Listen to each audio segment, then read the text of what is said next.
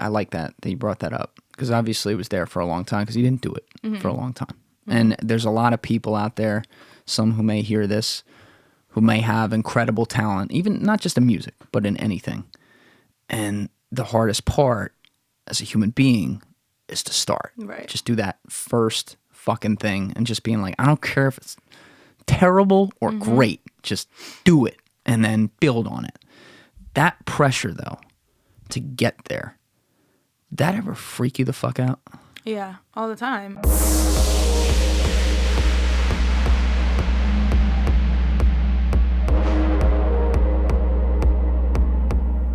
Oh, hello there. What's going on, everybody? Today, we have a little bit of a different episode for you. Instead of just listening to me talk forever, we're going to be joined in studio for a conversation with my cousin, Sydney DiBernardo.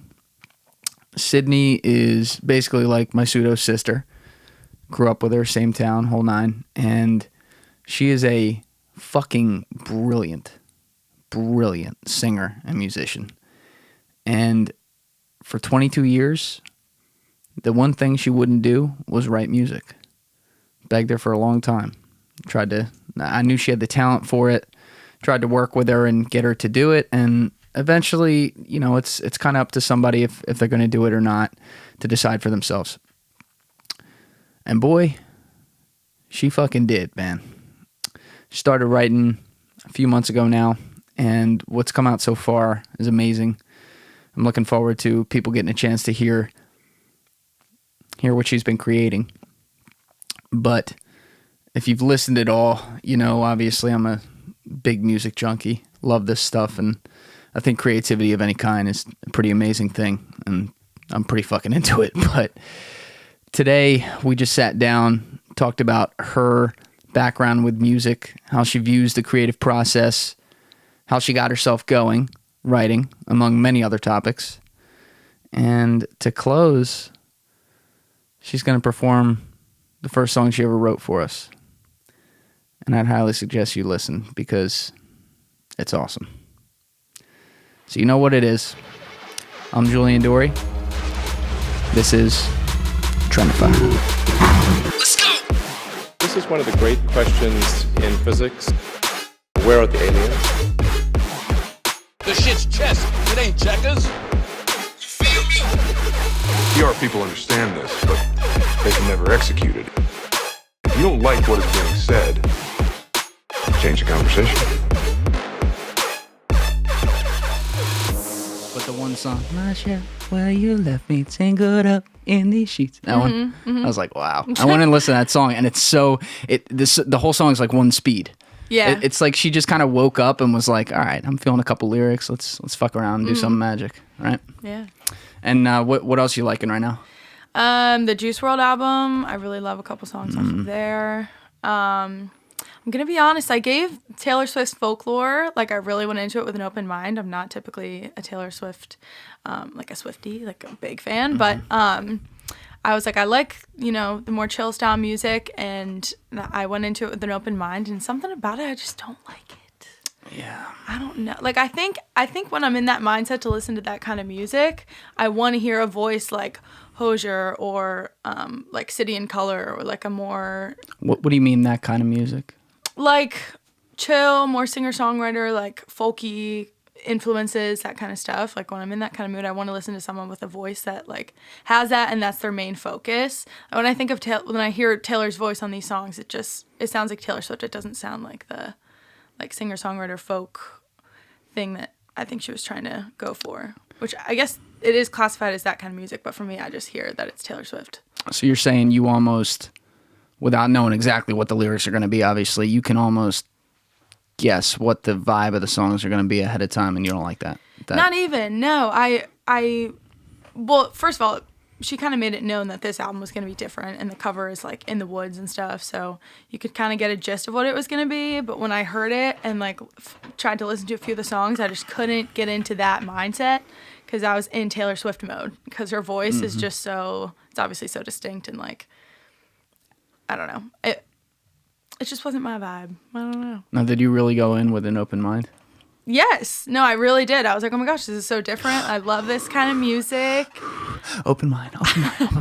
I like put it on while I was doing stuff in the morning, like excited actually to listen to it, which usually doesn't happen with me and Taylor Swift. But yeah, I just ended up not liking it. Although I haven't listened to the full thing, I will say, but I've listened to probably 5 or 6 songs, and it's not my fave. Now, Taylor's a megastar, obviously.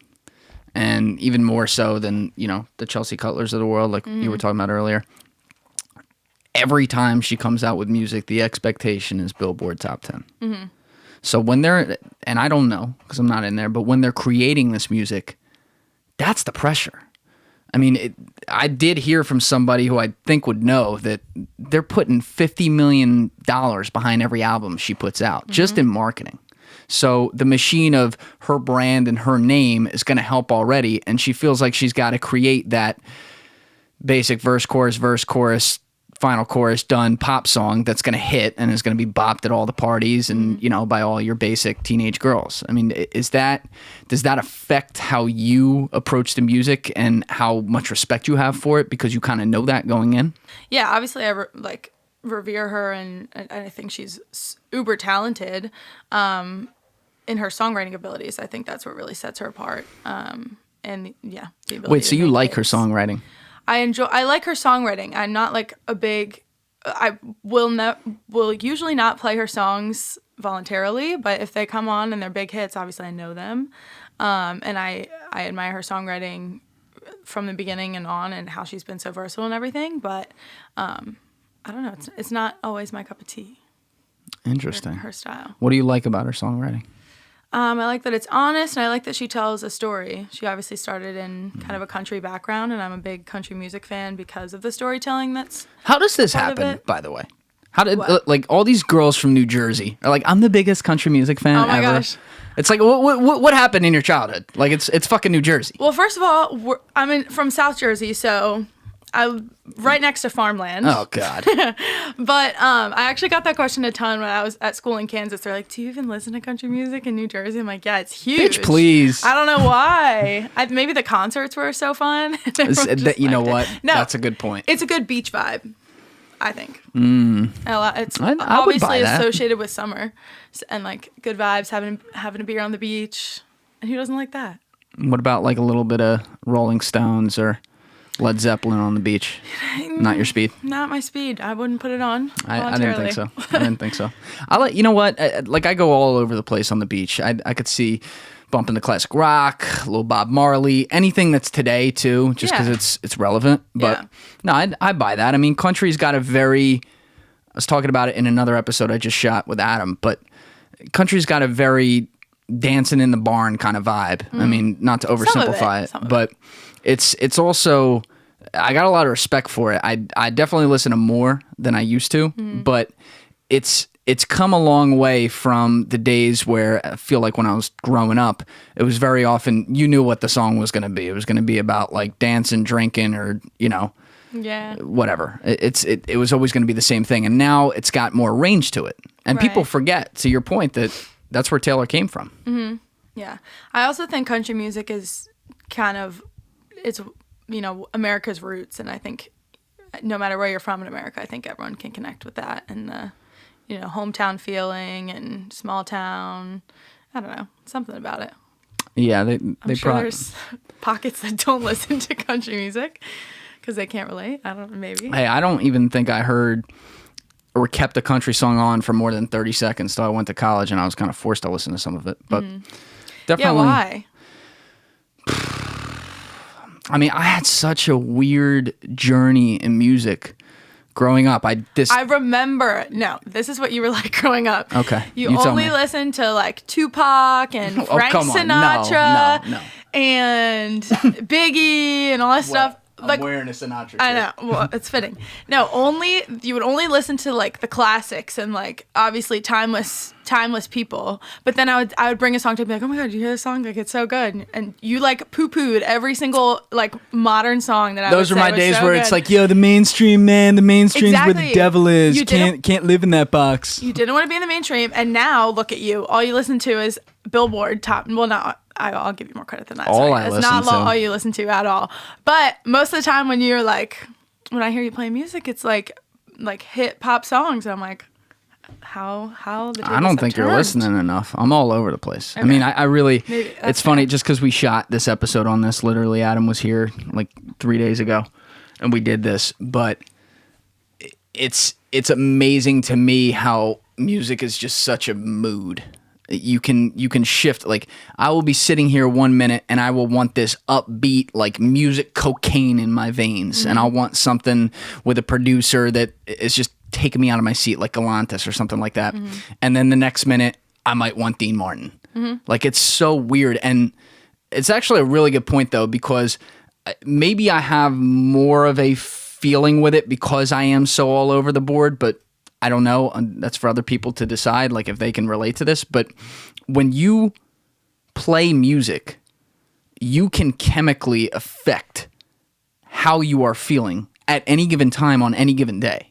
Even when you're, like, hungover as fuck, you can still have an effect on it by just, and you can't always know exactly what the song or what the genre or what artist or what exactly you're going to play, but you can know, like, all right, if I play enough here and I just kind of keep rolling with it, bob my head a little bit, keep going, at some point, that note's going to hit on that song. You don't know where it is, and boom. I mean, your whole day can change. And sometimes it goes back afterwards, but at the moment, you get that rush. You know what I'm talking about? Yeah, I know what you're talking about.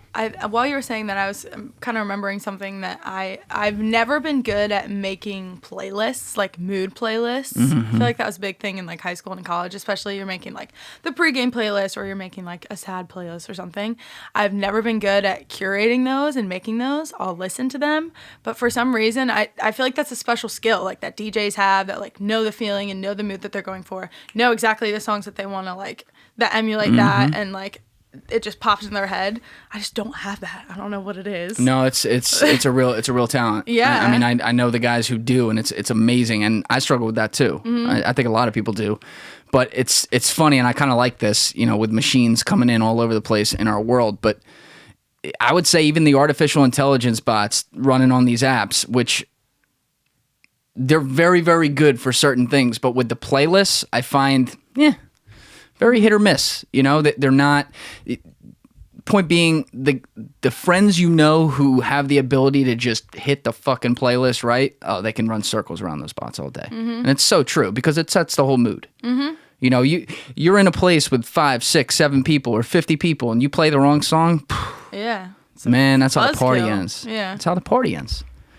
So I want to turn the conversation, actually, though. Okay. Now, you've been a singer your whole life, right? Indeed. Yeah, since I was 7. Since you were 7. Yep. But you were singing in the shower before then. No, I was singing on stage. You never sang in the shower. Oh, I always sing in the shower. Yes. So yes. Okay. But when I say 7, I was in musical theater, and then that kind of evolved into choir, and then classical lessons, and then I was in a rock band, and then I minored in music, and so I've always been doing music, but now is kind of a new chapter for me in terms of like doing my own music and figuring out who I am as a solo artist. And you're 22? 22, almost 23. Okay. What changed now? And for a little background, when you say now you're trying to move to being a solo artist, what does that comprise of? Are you mostly out playing live and playing covers, or are you really trying to dig into your own spirit and the creative flows you have to create music yourself? Yeah, the latter. So I've been trying to write my own music now, where for years I've been singing other people's music, and in my band we were singing original music, but I didn't do the writing, so I was just, you know, singing someone else's vision there. And then when I was in college, I would play at bars and play covers and then do open mics and different things, and I was always just doing covers. And I don't know, at some point, I think one of the turning points that made me realize it was like, you're never going to get anywhere just playing covers. I can play covers all I want in as many restaurants and bars as I want. It's not really going to get me anywhere.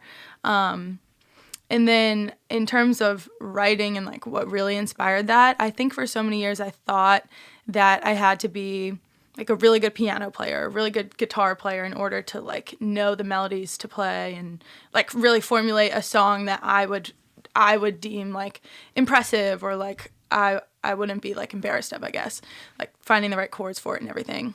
And then I don't know, I just kind of threw that out the window and started realizing how simple songs start and how simple they can be. Even the biggest hits in the world have like, they're songs that are comprised of 2 chords. Like it's not that hard.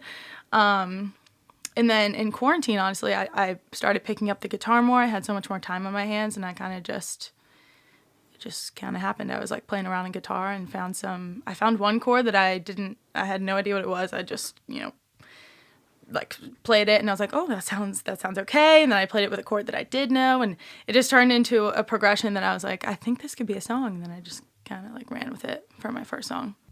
No, I love that point you make about simplicity with the music, and pointing out that some of the major hits can have 1 chord or 2 chords, and it's very repeatable.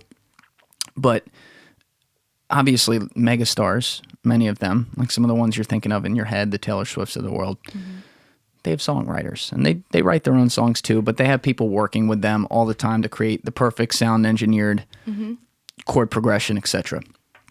But especially when you're coming up and when you're not a megastar, there's much more of an impetus on you to create that thing from scratch. Yeah. And yet you see artists all the time, and it's not just music, it's with anything. What we tend to do as humans, especially when we have a talent in something, is we take things that we create and we start at a base that's beautiful. And then we're not satisfied. And we keep going, and we build on top of it. We make it more and more complex. And the farther and farther we go, the more we lose the soul of exactly what it was we created in the first place. Yeah. And that's a danger with music. I heard a quote that kind of was another like Kickstarter in this, that was like, the best songs are the ones that you can strip down and just play with an instrument and a vocal, and it's still good, and it still hits, and gets the same feeling across. Is that your attitude? So when you go in to say like, okay, I'm feeling the juices right now, I want to create, is your attitude very much like that? Like, let's just start with my voice, and then I'll build whatever one instrument I need from there, and then leave it there, and then figure out if there's something later? Well, first of all, it's super new, so I'm kind of playing around with different styles and approaches. Sometimes, well, for my first song, like I said, it was more of me finding the chord progression and the melody, and then putting my vocals on top and figuring out from there, like the feeling and the lyrics, and then the structure and different things like that. So that started with a couple of chords that I thought sounded nice together. And then, but I've also like had songs where I have a lyric or an idea that I want to build something off of. But again, I'm not super good at guitar or piano. I kind of just can get by and I can figure it out. So it's the process of figuring out sometimes that takes a while, and like, so it goes both ways, I guess, is the short answer. What do you mean you're not good at guitar or piano? You don't think you're solid at playing those? No. I mean, I've heard you play. I know. So I grew up like taking piano lessons, and I hated it. So I didn't practice a ton, and I feel like that was not a wash at all. But why'd you hate it? I think anything that like really feels like work and I have to put a lot of effort and practice it, it makes me not want to do it. You like the spontaneity of self-motivation. Yeah. And when I'm like feeling like playing piano, I'll sit there for hours and just do it. But if I like, my mom would sit and tell me to practice for an hour every day, and I'd be like, I don't want to do that. Right. So, it's funny how we're like that as humans. I know. But so the same goes for piano and guitar. I just like, I can't play by ear or anything like that, but I minored in music at college, and I took a few music theory courses. And what's in those courses? I'm just curious. I've never asked. Like when people say music theory, they're like, "Oh, I took music theory." I'm like, "Oh, cool, man. All right, music, right?" Yeah. So it's actually funny. My dad took that as an elective, thinking it would be easy, like the theory of music. It's like, it's literally another language. Like, you're learning how to read music on a page and the structure of chords and inversions and all this other stuff. A lot of it, which I have forgotten, but it definitely like rebuilt that foundation that I had from taking lessons when I was younger. And so then I got more comfortable with playing around with things because I was kind of forced to in class. And so I figured out, I don't know, I just learned little different not tactics, like, I don't know, the basic structure of chords and how to like build a song or build a chord progression I learned. And then so now I take that and use it as best as I can. Did you build any songs during that course? Build it, like write songs? Yeah, during those courses. Yeah. You did? Not myself. I usually was in a group. Did they ever get created? Like recorded Full, or yeah, anything? full blown. Were I they think good? we wrote, like, the one that I remember is a Jurassic Park. It was a scene of a movie, and it was like 2 minutes or 3 minutes, and they muted the sound to the movie, and we had to write a song over top of it. That was a cool thing, but it was... That is a cool project. Mm-hmm. So No, it it never makes got you used. it makes you match the plot line too. So you have a box you got to stay in on that. And that, well, yeah, and then it had to, like, match, some of the other music in the film and different things. It had to, like, emulate. But that's way Same different feeling. from making your own music. When Right. you make your own music, there is no box. You go wherever the motivation is. Mm-hmm. Now, you mentioned a little bit of your progression with music throughout your life and just kind of went through the whole thing like a laundry list. But to put it more like on a timeline, you left a rock band when you were how old? It was right before my senior year of college, so 19. Or 20, something like that? 20, 21, 20. somewhere in there. Okay, so 2-3 years ago. Right. And at the time, you were saying that any music you guys created that you performed that was original, you didn't write. Yes. So my bandmates were more of the writers, and they had very specific vision for the music. And you didn't fuck with that vision. No. Why It not? was so they did a concept album. So are you familiar with what that is? Nope. So they wrote a story, and this was a fictional story. It had a lot of things to do with like space and different things, and so they wrote this story, and then they wrote songs to correspond with the story. And another thing is, like hard rock isn't my music of choice usually, and they had more of like a punk influence and like hard rock and definitely some pop influence and electronic in there as well. And so there were obviously elements that I liked, and I liked being in the band, especially because it was a different style from anything I've done. So I learned a ton. But yeah, it wasn't, in the end, it wasn't my style, and it also was someone else's vision. So I was like singing something that meant like really nothing to me. It wasn't yours. Yeah. Yeah, it was also a fictional story. There wasn't, like, there was definitely emotion in it, of course, but it wasn't, like, I don't know, as relatable as, like, me writing something. I think a lot of people who aren't musicians themselves, obviously everyone loves music, or at least most people with a pulse love music of some sort. But everyone who's not a musician, I'm not sure that they understand that it's not just as simple as, okay, you have the ability to play this instrument or sing in this octave or that octave, whatever. Okay, here's a piece of music that matches what you do. Go do it. Mm-hmm. It's not like that. Like you can't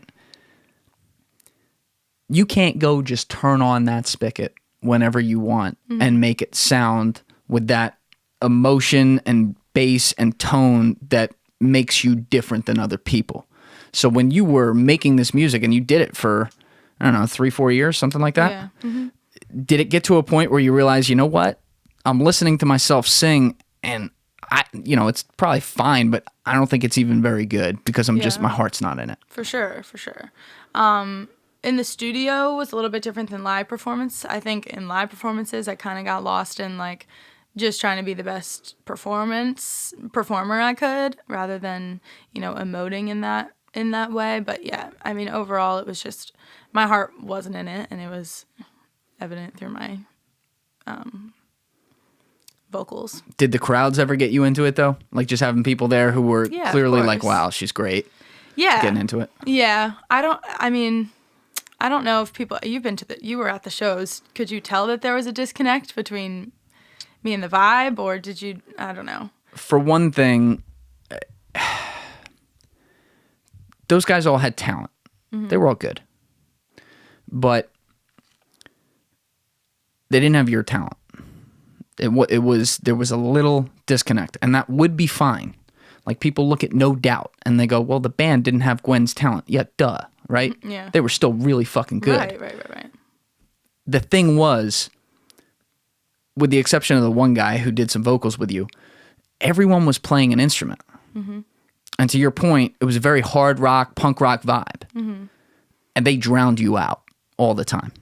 And I would watch people in the crowd be like, almost like, shut up, like, we want to hear that. Mm-hmm. And you'd be belting it, and we could make it out, but there's fucking 2 basses, 2 electronic guitars, like a loud organ going on, and it's like, dude, and that's complex. Absolutely, like, yeah, it's something that I recognize too, and I guess my justification for it at the time, I didn't probably speak up as much as I should have about it, but was that it comes with the nature of the genre that we were kind of singing, that it's kind of just a lot of loud noise sometimes. Mm-hmm. And so I guess I just figured that was, what they were going for, and they were creating the music at the time. So I was like, if that was their vision, that was their vision. Not that I like didn't have a say, but kind of, because it wasn't, I don't know. It wasn't mine. Well, what would have your vision been if you had a chance to inject what you wanted to do on that band, leveraging their talents? I mean, they were good. Yeah, they're great. They still are a band, and they're great. But at the time, I was not a songwriter at all, and was very new to even like being around a songwriting process or anything like that. So I don't even know at the time like what direction I would have, like taken it in. But as far as the vibe of the band, in my head, I always thought that what made us stand out was kind of the juxtaposition of the type of music we were playing, our look, our, our sound, our vibe, and then my voice, which is kind of more refined. I'm saying more, my voice is kind of unlike a lot of those in that genre, in that space that I've heard, at least. So I thought it was kind of, that's what made us a little bit different and a little bit off the cuff in terms of that kind of music, was my like more kind of clear and I guess refined might be a good word, like refined voice on top of all the like what was happening. It's more of a traditional voice. You're a lot closer to Birdie than you are to Stevie Nicks. Yeah. Both great voices. Right. But Stevie Nicks knows how to put the juice out like she's banging her head against the wall. Yeah. That's not what you do. It's not my forte. So I always liked that part of it, and I wanted to showcase that more and kind of emphasize that more. But I mean, in the end, they just started going down more of a path that was kind of away from that, and it just didn't make sense. Yeah, it didn't make sense. But now that was 2 or 3 years ago.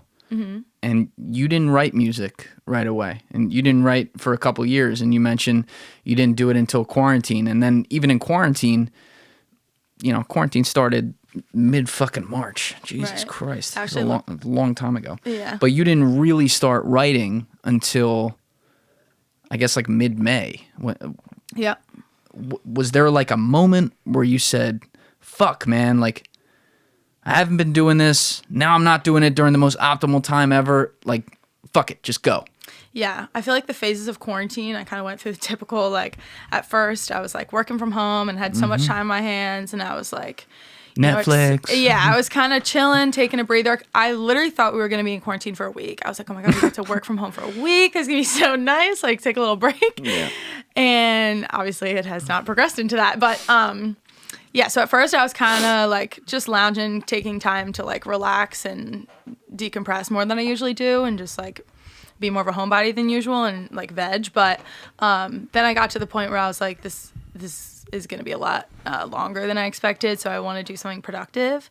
And so I just picked up my guitar and I started doing that more often. And as I did that, like I said, I ended up finding chords and well, I'll back up. So how I started with that was I've had my guitar for forever. I just didn't play it often. And then I, in quarantine, started looking up songs and playing more covers and kind of just putting them out on Instagram, TikTok, whatever. And some of them started involving the guitar. So then I got more familiar with chords and, strumming patterns and the different things that come along with like learning guitar.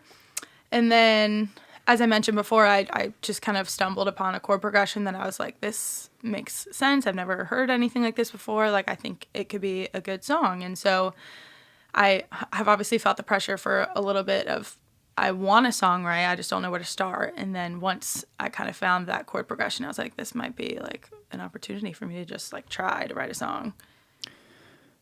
Did that pressure, I like that you brought that up, because obviously it was there for a long time because you didn't do it for a long time.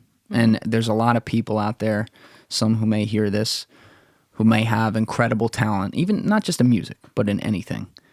And the hardest part as a human being is to start. Right. Just do that first fucking thing and just being like, I don't care if it's terrible or great, just do it and then build on it. That pressure, though, to get there, that ever freak you the fuck out?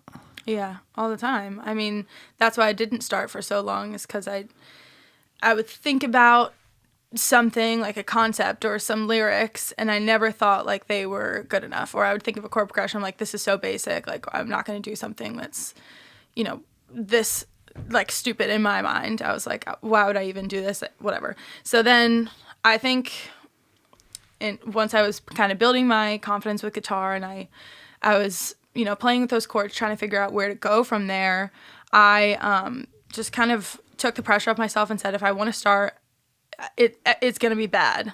And back to another quote, it was like, your first, your first whatever is going to be bad. As long as you keep going, it'll get better. And I was like, you know what, that's true. I'm just going to say, like, screw it. I'm going to throw spaghetti at the wall, see what sticks. And then from there, I mean, my first song, I think, ended up being like kind of good because I did that. And I said, I'm not going to try to be super eloquent with my lyrics. I'm not going to try to like say something that is ingenuine or untrue. I'm just going to say exactly what I'm like feeling, and then try to make some sense of it and just like see what happens. Well, you had said you would either start with the chord progressions in the past or a couple lyrics, and you didn't think it was good. But when you started with lyrics in the past, was it random lyrics or was it drawn from something highly personal to you? Was that always the case? Yeah, always. Okay. Yeah. And then even something with my first song that I was like struggling with was, how am I going to make this relatable? And I think you were the one that said it doesn't have to be relatable, it just has to be real.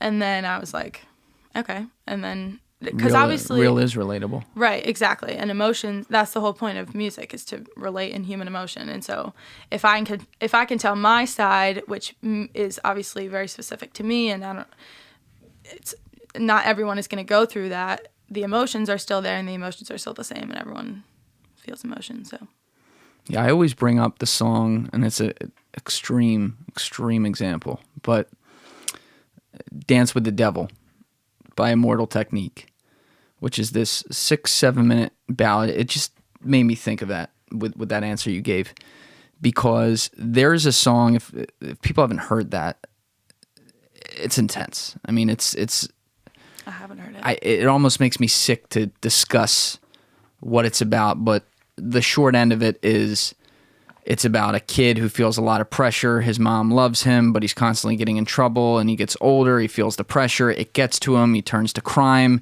and then he gets involved with this crew, and they run around and rape women, and then eventually they, get to his mom. And I remember my first time hearing that song, and I mean, I can't fucking relate to that. It was an urban story about one of the craziest Oedipal, basically, scenarios you could ever imagine.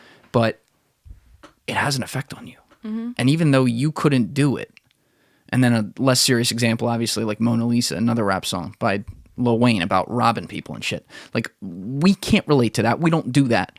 But the way they paint the words and tell the story, it's like, fuck. Wow. And it just makes your whole vibe go silent. And those are more extreme examples, and they're way off the end of things. But for you, relatable is about what's the mood of the song. Is the song happy? Like, start there. Is it happy or is it sad? Yeah. That's where I kind of start when I find a chord progression or a pairing of chords that I like, I'm like, what does this make me feel right off the bat? And then sometimes I'll play with it and try to, do the opposite and make it more interesting that way. But if a certain song is like screaming this emotion, then I just kind of run with that and try to think of a time or relate to it as what I'm going through at the moment, or, whatever it is to write to it. What about the creative juices, though? Do you do anything to get them going, or is it very much spur of the moment to get into the flow?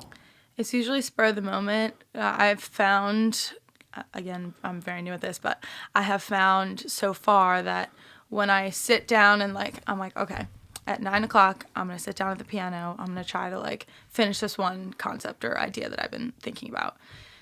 It usually doesn't end up happening because either the one example I'm thinking of, it was kind of a more somber song, and I was in such a good mood that day, and I was like, I just can't get into this vibe right now. I can't get into this mood right now. It's gonna be so. And then I would try to throw out lyrics, and I'm like, that's so stupid. I don't know. It didn't feel authentic at that point. So then I would try to go a new direction and write kind of what I was feeling at the moment. So it really is kind of dependent on my mood or what I'm feeling at the time. I one thing I haven't done yet, but I've been thinking about is looking back at pictures or notes or something that bring me back to a certain time and back to a certain time frame and will put me in the mood that I'm going for or that I originally started the song in or whatever. And I feel like that would be helpful if I really dig into those, but TBD. Whenever something's being created, there's some kind of precedent, right? Even if you're building something new, but if you're making music's been made before. Mm-hmm. There's a lot of songs out there. Mm-hmm. And so what do we hear? We hear the ones publicly that make it, mm-hmm. so to speak. And it's so easy to immediately think something sucks because in your mind, you're not just comparing it to that music you've heard before that might be relatable to this or comparable to this. You're also comparing it to a finished product and comparing it to all the moments in your head you can remember where not just you were listening to the song and wowed by it in the gym, at home, whatever, but where you're listening to it with friends and they feel their own way with the experience with the song, but they feel something too. Mm-hmm. And so then you compare what you are about to create to that at its infancy before it's even carved out of the stone. Yeah. I think that's something I've had to overcome, and I obviously, now that I've started songwriting, listen to songs in a new way, and so What do you mean by that? I hear the lyrics differently. I try to listen for all the sounds that are in the song. What instruments are involved, different things like that to see. Now, when I start my songs, I'm like, okay, I'm gonna start this way, but if I were to build it, this is what it might sound like in the future, so that I can kind of get a better picture of what the end result could be, even though I'm starting at a more I'm gonna start it genuine, but if I want to make this a hit or something, what might I add to get to that spot? I don't know. That might not make sense, but just trying to I hear things in a fuller way now and try to think about that when I songwrite and not try to duplicate things or just copy what I'm hearing, but just to have an idea of especially where music's at right now and you've grown curious about the details. Yes. Yeah, that's a good way to put it. And then obviously it's always going to be my spin and my experiences and my feelings, but then on top of that, how do I make it relevant and like the stuff that I like to listen to on a daily basis. Music's now at this point, in my opinion, where we are seeing what you would call the fading of the lines of genres. Mm-hmm. So the most ridiculous over-the-top example, but relevant, would be you look at the biggest song in the world in 2019, one of the biggest songs of all time statistically. It's Old Town Road. Mm-hmm. It's a country rap song. Mm-hmm. It had the whole controversy around it too, where it wasn't making the country charts because they're like, is it country or isn't it? Yeah. It's all over the place. And now you see, and you could even draw it back to great producers starting to work with major mega stars in the pop line, whether it be a Rihanna or a Taylor Swift or something like that.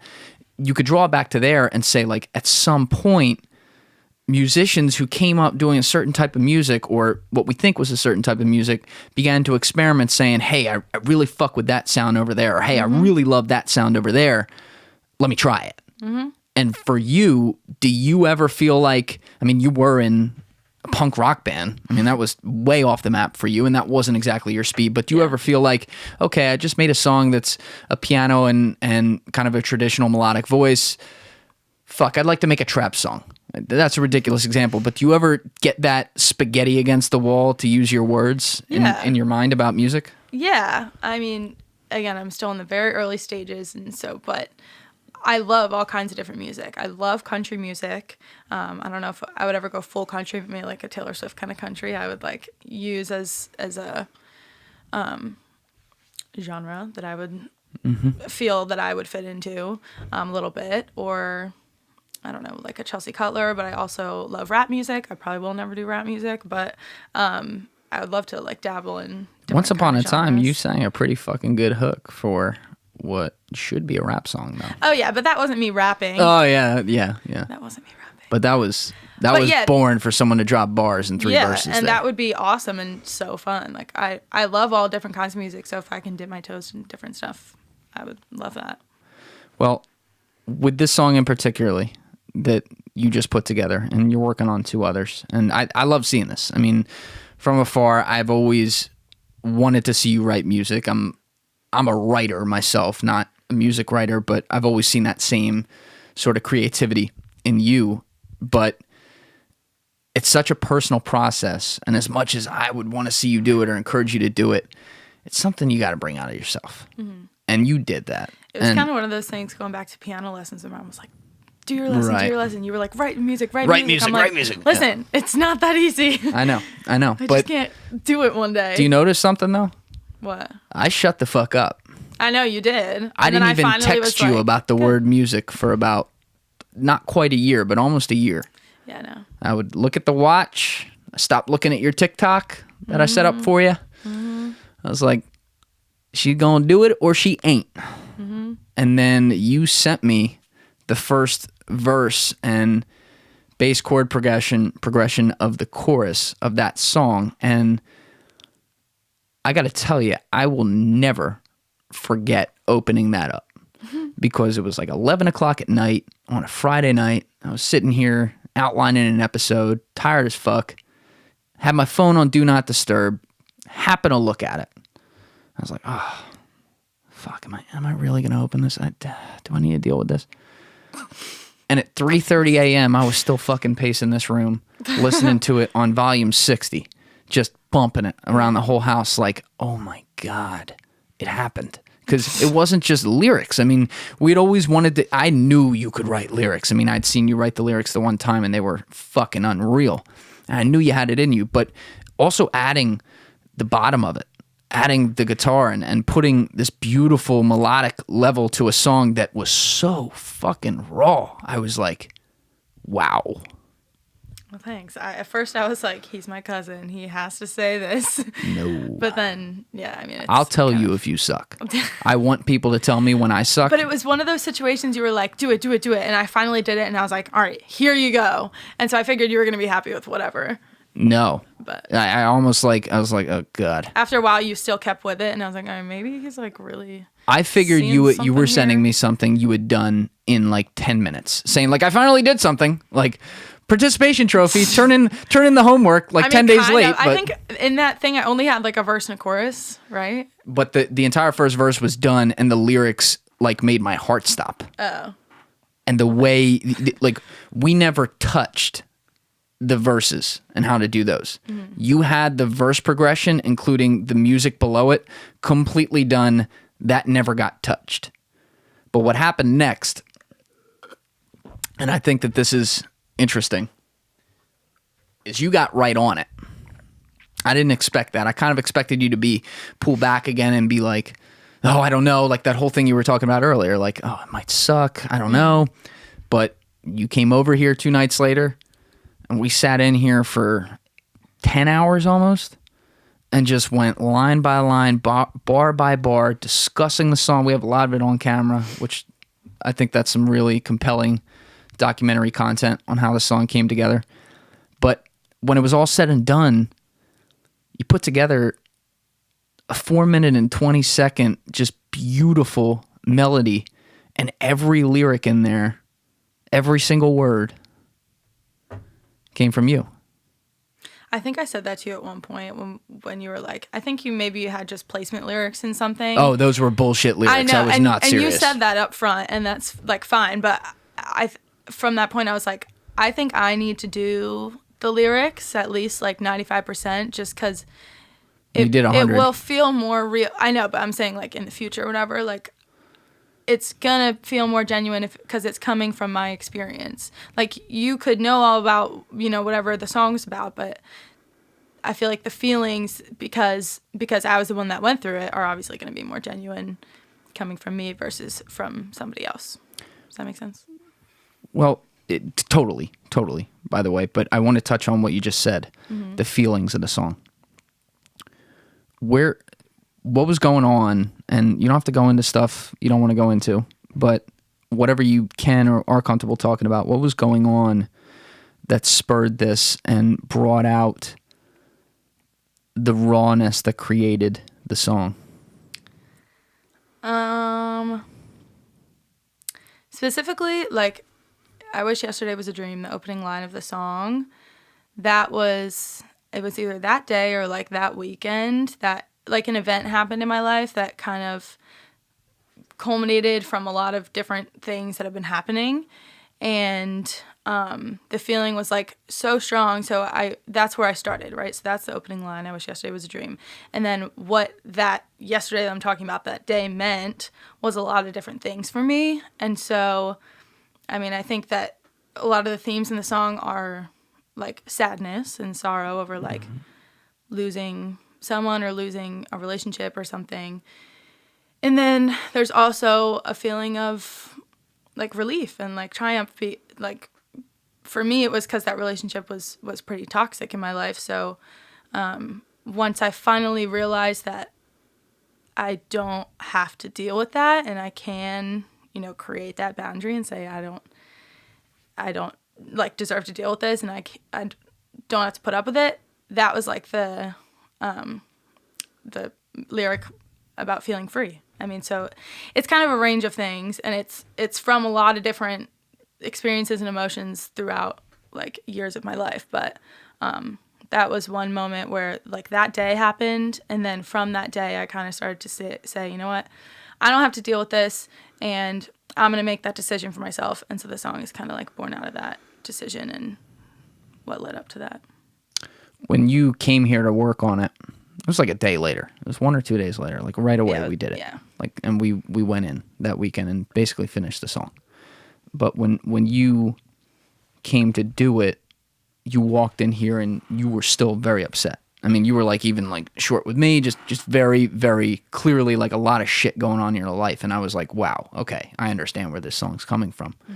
But when you finished the song and when you heard it, even the first time when it was still a draft and it was, on very shitty audio, but just put together all in one, did that take some of the weight off for you and almost, I don't want to say take it away. It doesn't do that.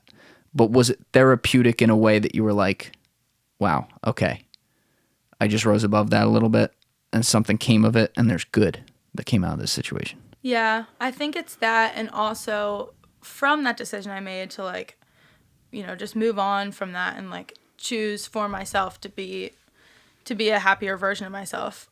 I think a culmination of that has been therapeutic for me.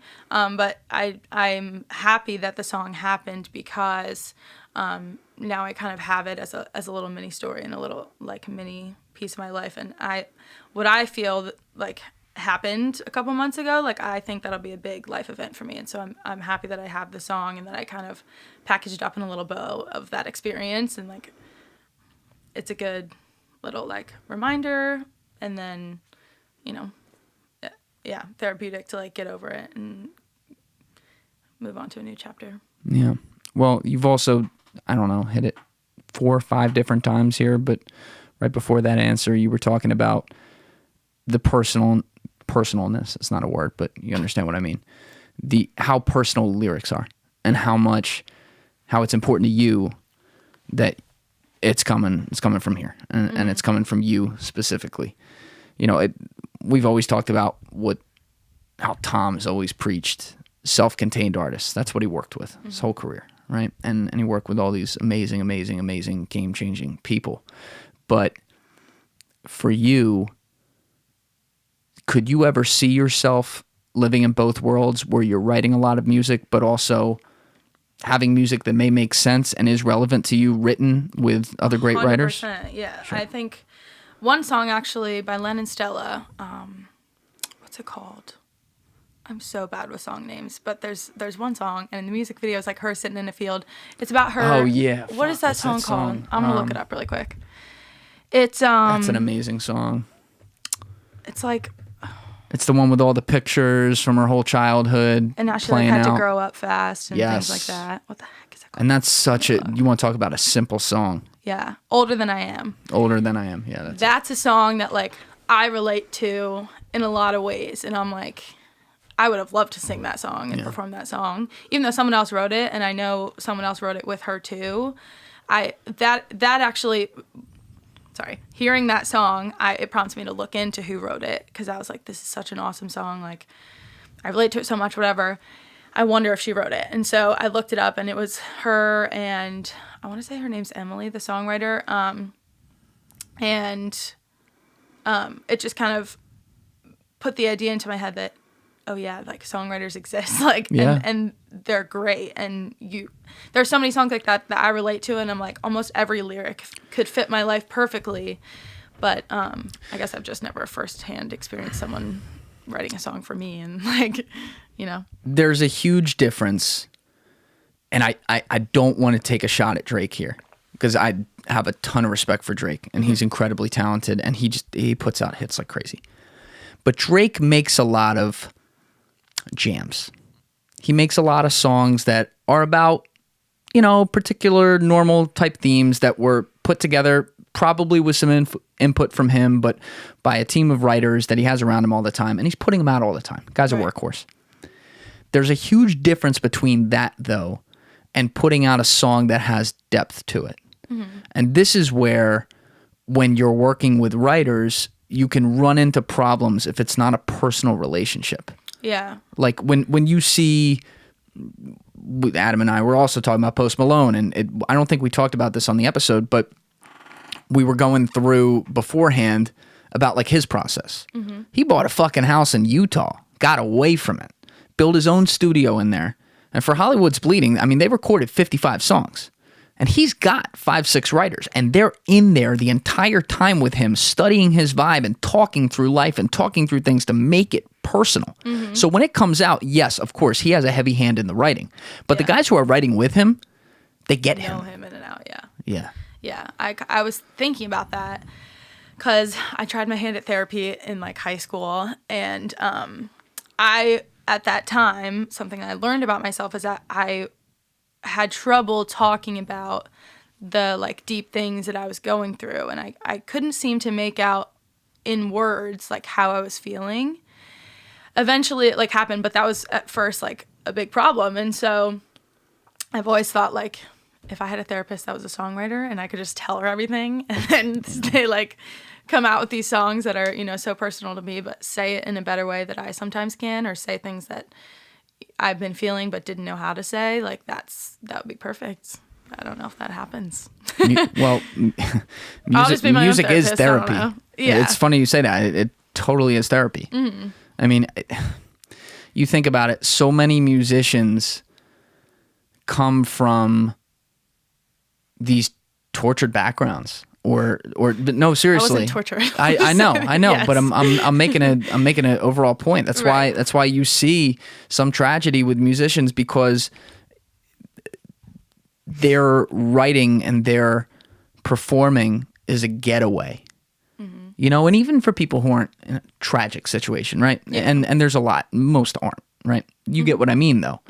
Even if you're not from that everyone still has their skeletons in the closet. Everyone still has their things that they go through in life where it's like, fuck, I really got knocked down here. Shit's going on. And you even have moments where you're like, I don't know if I can go on. It's human. Right. And you draw on that to create. Mm-hmm. I think, like when I was in high school and stuff and like going through things, I didn't write music at all, but I totally get that there are certain songs that I relate to on such a level, and they were kind of therapeutic for me at the time. Like, and I don't know if it was maybe a subconscious of I'm not alone in this. Like, whoever wrote this song was clearly going through something similar, and that maybe I found comfort in that. I don't know, but that was more my therapy, like in the moment of like the thick of what I was going through in high school. But like now I feel more mature maybe, and more like ready to talk about it from my own personal experience, and maybe that is part of like what changed and what led me to like finally try my hand at songwriting. But Do you feel like more writing's just coming a lot easier now? Like as far as the spurs of those moments, just because you have one under your belt? yeah, like obviously the hardest part is to start. Mm-hmm. When you're writing an essay, I would always leave the intro to the end because I knew like what I wanted to write about, but I didn't know how to start it. And so yeah, that's the same thing. It's just like now that I did it, I'm like, okay, maybe I'm not so bad at this. I'll keep trying. And as like things come up in my life now, I'm like, I think that a good way to help get through it is writing it in a song. And so it's kind of been a new, like, if you want to call it therapeutic, like method of dealing with things. But Music's your diary. yeah, now it is. I love that. That's great. Well, are you going to play this song for us or what? Yeah, you want to hear it? I mean, you have heard it. Do you want to hear it like officially? I would like to hear it again. Okay. Yeah, I'll All right. play it. Let me, you get it out. I'll EQ you. Okay.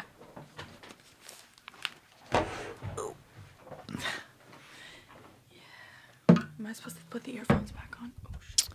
You don't have to. Can you, first of all, pull that bitch real in tight. Yep. No. Did I move or did the... No, that's good. That's good. Now move the mic, tilt it down a little. Yeah. That's perfect. That's a good angle. Okay. All right, now just sing something for like 15, 20 seconds, anything. I just want to hear. I'm going to fuck with the volume later, but I want to EQ some of this now on the board.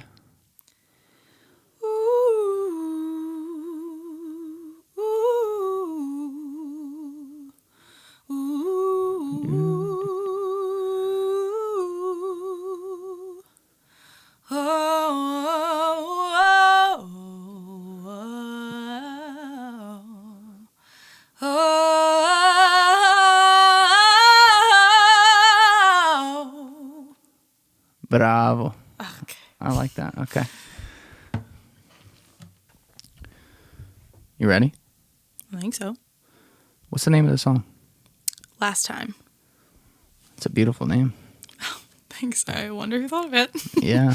Wow. That guy's a genius. Oh my gosh. Did you get that on film when we did that? I think I did. It may be in the documentary. Might be in there. Stay tuned. I don't know. It was a great moment of creativity. Mm-hmm. It was Anyway. it was a good discussion we had about that. It And was. then we came to a good conclusion, I think. We did. We Or a did. good decision. But you actually ready? Yes. This is last time. Okay. All right. You're on.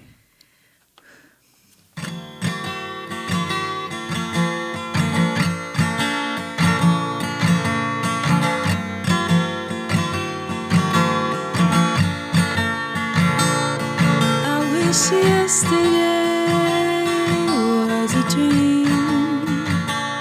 You haven't been the same since 13. Do you remember pulling me around the block in that little red wagon?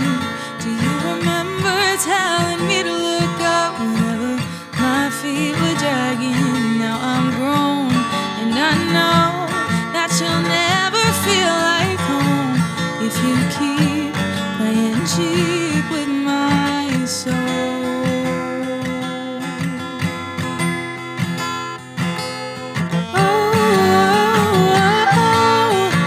You let me down.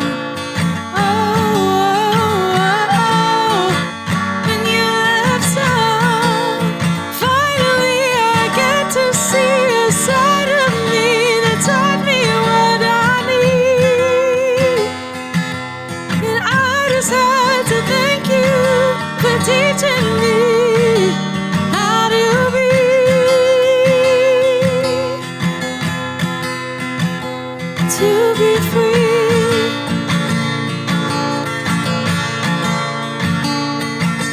I cried when I wrote this song, and it hurts to talk about it.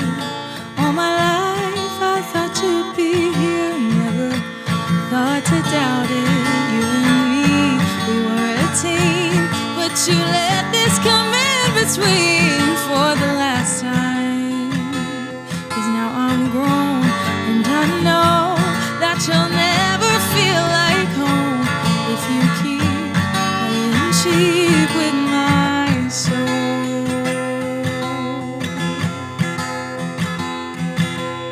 Oh, oh, oh, you let me down.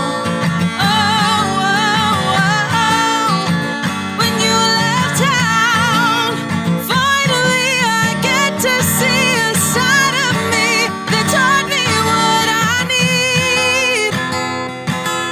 And I just have to thank you for teaching me how to be.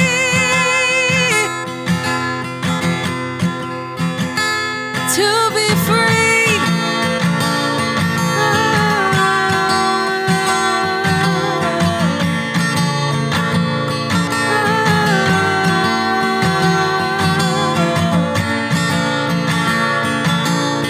Tell me, is it everything you expected it to be? Tell me, is it worth wrecking everything with me? Because it wrecked me. Because you wrecked me.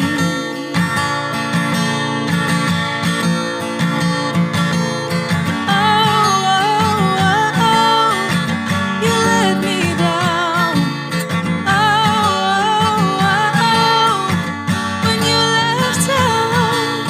Finally I get to see a side of me that taught me what I need.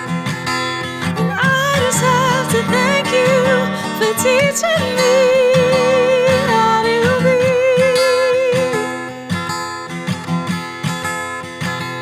To be free.